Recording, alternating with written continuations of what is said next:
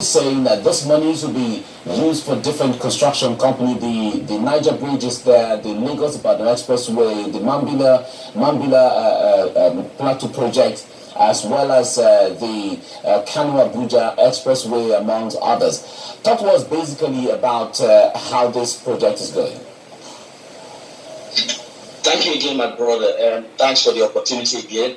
We have to thank TVC for the support and all the public awareness and the whole support on the repatriation of looted assets from overseas. First, the Abacha 1 to Abacha 3 is a huge progress for Nigeria compared to other countries internationally that have not been able to achieve this kind of repatriation, because asset recovery is quite a very big challenge internationally. First, I'd like to correct this information very well. We have actually issued a press statement yesterday. What Garasho said, the presidential aid, is not true. It's not true. And the agreement that led to the repatriation of $311 million to Nigeria, which the Federal Minister of Justice have confirmed that they have acknowledged and they have received, is for only 3 projects. The Mambila project, he mentioned that will impact 10 million people. It's not part of the agreement. The 3 projects are Lagos Ibadan Road, Kano Abuja Road, and then the second Niger Bridge. The Mambila project is not part of the agreement, and there should be no attempt by any government official, any presidency, anywhere to go against the agreement reached with the US and Jersey government. The agreement is very clear, and the provisions are very clear about what the money will be used for. And the process and the role of civil society are very clear in the whole entire process. So we have issued out a statement to correct that misinformation. It is not true, and we have also encouraged the presidency to always get in touch with the Ministry of Justice whenever they want to issue out a statement. It's good that they are celebrating it, but at the same time, they have responsibility to check with the concerned ministry so that they don't allow this misinformation to send a wrong signal to the international community. And these 3 progress that is identified in 3 major regions of the country, we, the civil society, who have been following up the process, we are going to monitor these 3 projects independently.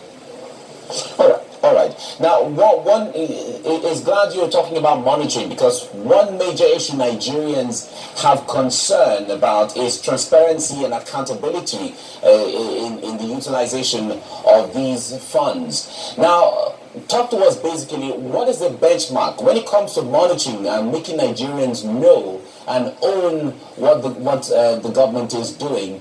What is the benchmark for transparency, and what would the template look like so that Nigerians can follow? I think this is the template that was agreed by all the countries that participated in the GFA Forum in Washington in 2017. If you recall, the process of retrieving stolen assets such in Western Bank is a very huge and challenging process. It's a process that involves 2 or 3 jurisdictions. So what it means is that when your country, you lose money through the politically exposed person, so there is a process you follow. So after the London Anti-Corruption Summit in 2016, hosted by the UK government, UK and US government agreed to host a joint summit, a joint forum to deal with the issues of the challenges that poor countries like Nigeria are facing to retrieve their stolen assets. So that forum was held in Washington in 2017, December. That was Global Forum on Asset Recovery. At that forum, certain principles were agreed on, which now serve as a kind of a benchmark. And this culminated into a process where the 4 countries that participated, including Nigeria and US and UK government, agreed that these certain benchmark and principles, which include transparency and accountability, open contracting processes when resources are returned back to the country, were agreed on.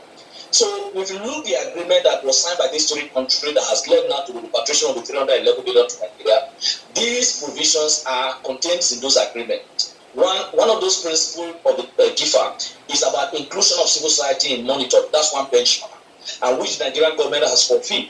Nigerian government is currently now undergoing the process of making sure that they procure the service of third-party monitoring. Although our organization and our mantra movement have said that we don't want to go through big processes, we want to monitor the process, and we want to open the space so that every Nigerian, religious leaders, media can have access to monitoring the project. It is the fundamental human right of every Nigerian to be aware how this recovered asset is properly utilized. For example, I encourage all the Southwest governors to follow up to ensure that the money allocated for the Lagos-Ibadan road is properly used. I also encourage the northern governors, the religious leaders in the north, to ensure that the Abuja-Kano road, the money allocated for it is properly used. I also encourage the southeast governors and the south-south governors to mobilize themselves to ensure that the money allocated for the second bridge is also utilized properly. So the benchmark is very clear. Nigerian government have agreed to make sure that they bid for a transparent process.